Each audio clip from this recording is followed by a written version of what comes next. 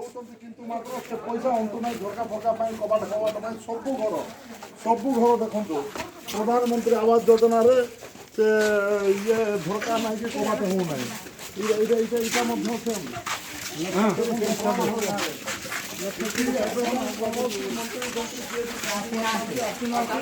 ଏବଂ ଲୋକଙ୍କର ଦୁଃଖ ବୁଝିବା ପାଇଁ କୌଣସି ଲୋକ ନାହାନ୍ତି।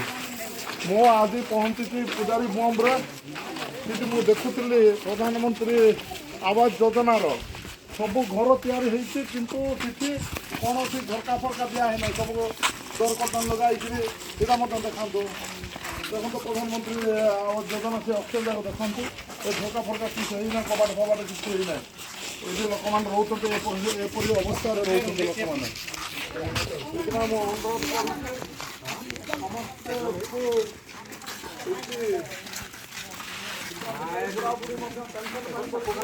ସମସ୍ତଙ୍କୁ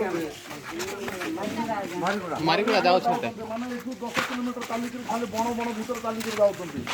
ବୋଲେ ଆପଣମାନେ ଦେଖନ୍ତୁ ଲୋକଙ୍କର ଦୁଃଖ ଦୁରସ୍ତ କେବେ ହେବ ଏଇଟା ଜିଲ୍ଲା ପ୍ରଶାସନ ଏବଂ ସରକାର ବୁଝିବାର ଆବଶ୍ୟକତା ଅଛି। ମୁଁ ଆଜି 2 ଘଣ୍ଟା ଲାଗିଲା ଯେଉଁଟାକି ବାଇକ୍ ମଧ୍ୟ ଆସିପାରୁନଥିଲା କେତେ ଜାଗାରେ ଚାଲୁଥିଲି କେତେ ଜାଗାରେ ବାଇକ୍ରେ ଆସୁଥିଲି ଆଜି ତାଙ୍କର ଦୁଃଖଟା ପଚାରି ବୁଝିଛି ଚେୟାର ଆମ୍ବା